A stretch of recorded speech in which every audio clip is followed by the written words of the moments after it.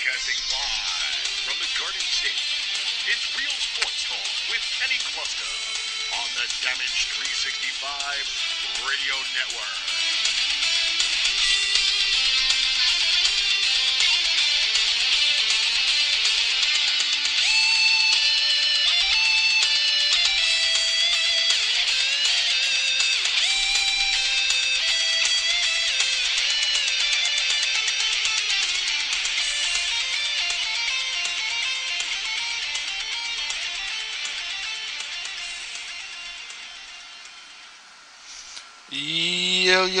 Yo, welcome everyone to yet another episode of Real Sports Talk with Kenny Kluska.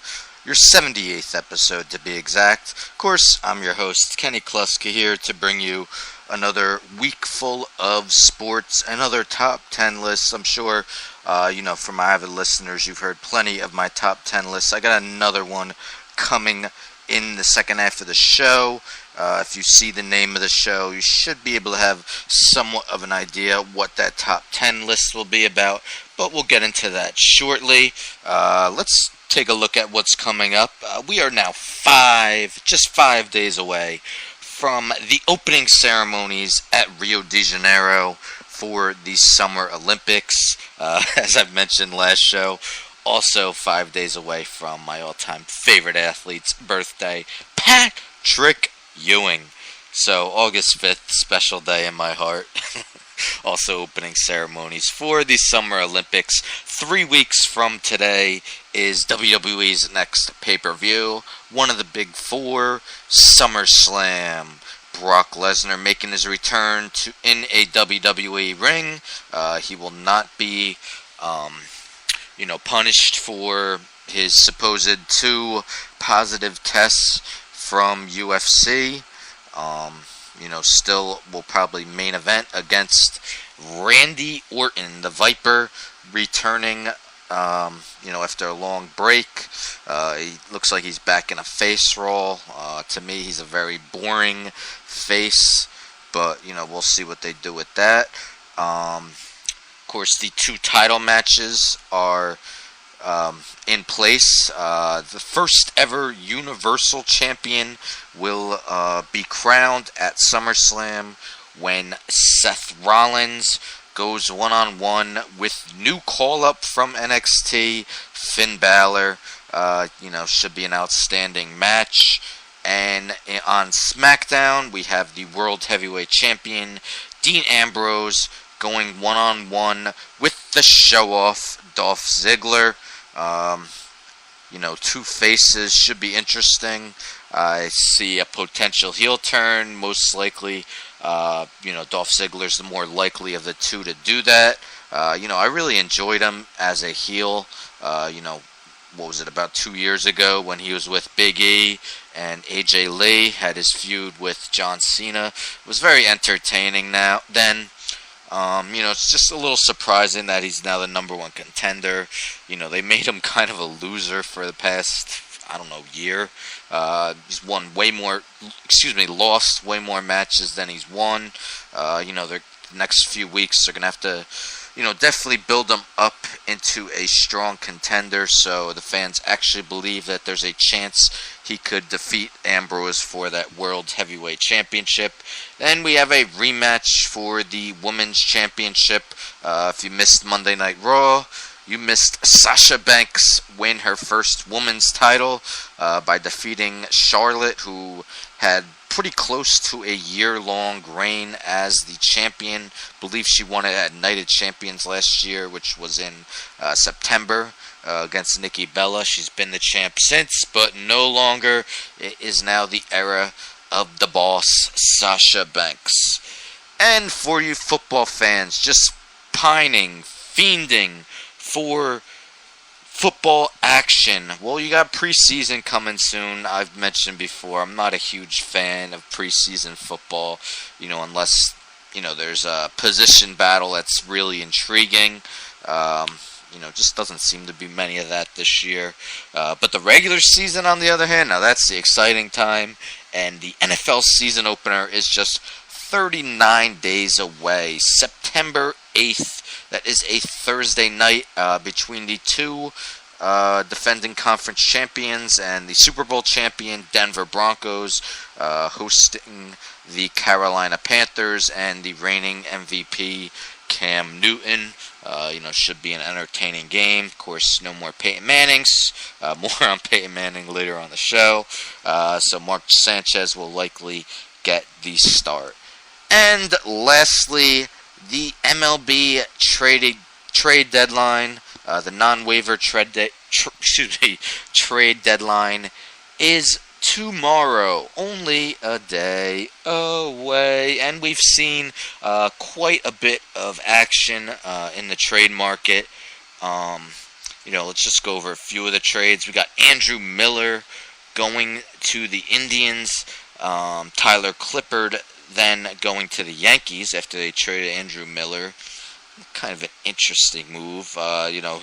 Andrew Miller for 4 prospects makes it seem like the Yankees are trying to rebuild. Then they go get Tyler Clippard, who, he's had some great years as a relief pitcher. Didn't pan out for the Mets last season, though, when they traded for him. And this year has, I believe, over a 4 ERA. Then we got Zach Duke going from the White Sox to the Cardinals. Of course, the Cardinals bullpen that was so dominant last season. I believe their ERA was around 2.40 for the season. Their bullpen hasn't been the same. Rosenthal's struggled. He's now on the DL. So Zach Duke will be, help that bullpen. We got Matt Kemp going to the Braves. Another odd move, for a rebuilding team like the Braves. The Braves are rebuilding in a weird way, though, because, they have a bunch of older players like A.J. Pierzynski and Nick Markakis, and,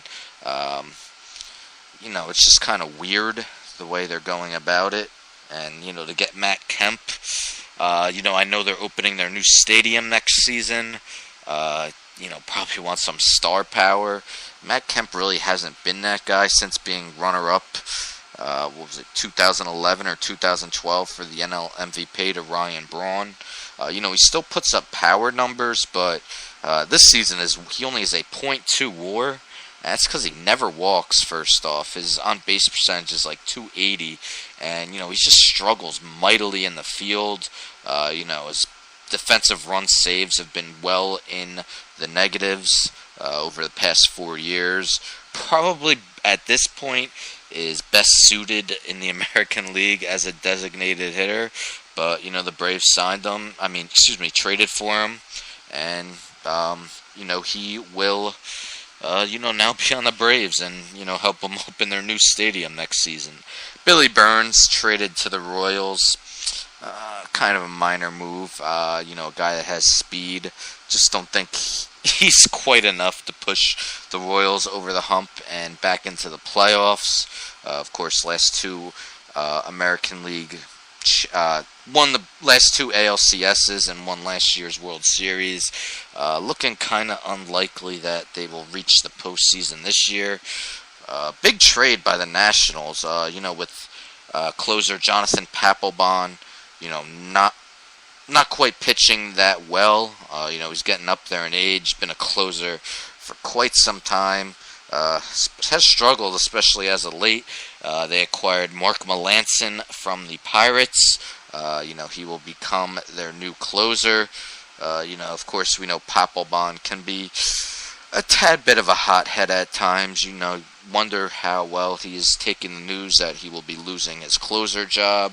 But I can't blame the Nats for making the move with his recent struggles and, not really pitching great all season long.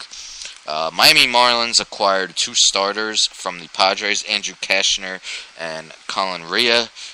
Rea threw 3 2/3 scoreless innings yesterday, then felt elbow stiffness. He's already on the DL. But Cashner pitched today, helped the Marlins get the win. Go Fish, sorry. Helped them get the win. 6 innings, 2 runs. Had a great 2013. Past 2 seasons have been fairly average. Marlins currently owning that second wild card spot in the NL, though. We're definitely in need of starting pitching, so even though Cashner hasn't been great, he is a bit of an upgrade over what they had. Guys like Jose Urena, Justin Nicolino. Currently have Wei Yin Chen also on the DL. Needed starting pitching, so it'll help. Eduardo Nunez, the Twins representative for the All-Star game, was traded to the Giants. Matt Duffy is currently hurt. I did read, I believe Brian Sabian, the team's GM, said Duffy will be the team's starting third baseman once he's back. I just don't know if I agree with that. Duffy finished either second or third in NL Rookie of the Year last year. And this year just has not performed well at all. Meanwhile, Nunez was leading the AL in steals, at the time of the trade. Is around a 300 hitter. I know yesterday, I believe he had 2 hits in his Giants debut. So I believe he should be playing every day. We'll see if the Giants decide to go that way. They have Brandon Crawford at shortstop, so it's really going to be hard for him to, start over Brandon Crawford, one of the best defensive shortstops in baseball, as well as a very good hitter. The Blue Jays acquired Melvin Upton Jr. From the Padres. Upton helps their outfield depth. Bautista's been hurt. Hasn't been quite the same either. Upton could play center field and spell Pilar at times. They have Michael Saunders. Question is, do you play Encarnacion at first base so you don't have to bench one of those guys every day and, start one of them as the designated hitter? We'll see what the Blue Jays do, but definitely gives them more roster depth on an already potent offense. And the Cubs, have been somewhat floundering over the past 2 months. Basically like a 500 team. Got off to such a strong start. And, still 62-41, which is currently still the best record in baseball. Rondon has done well as the team's closer this year. He has about like a 1.5 ERA. But they decided that they wanted to bolster their bullpen more. Chapman is their new closer. So the Yankees got rid of 2 closers, basically. Now we'll have Dylan Betances closing.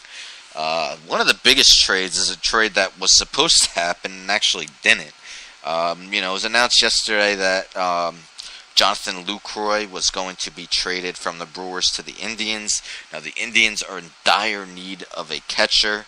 They currently have the best record in the American League at 60-42. Great starting pitching in Trevor Bauer, Corey Kluber, Danny Salazar, Carlos Carrasco, and Josh Tomlin. All 5 have been well above average starters. Salazar, possibly an AL Cy Young candidate. Catching, meanwhile, has been a big negative for them. Yan Gomes has been downright awful. They really basically tried sacrificing a chicken in order to hope to get his bat going again. Instead, he got hurt that next game and placed on the DL. And Roberto Perez, the backup catcher going into today and, starting in place of Gomes now, 1 for 23 going into today on the season. Lucroy would have definitely been a huge upgrade over what the Indians currently have at catcher. But they're definitely still a World Series candidate. Getting Andrew Miller. Chad Allen was a good closer, not a great closer. Andrew Miller has been a great closer, when he was closing last season until they got Chapman. But, Lucroy kind of struggled last year. 2014 was an awesome year. Back at it this year, 300 average with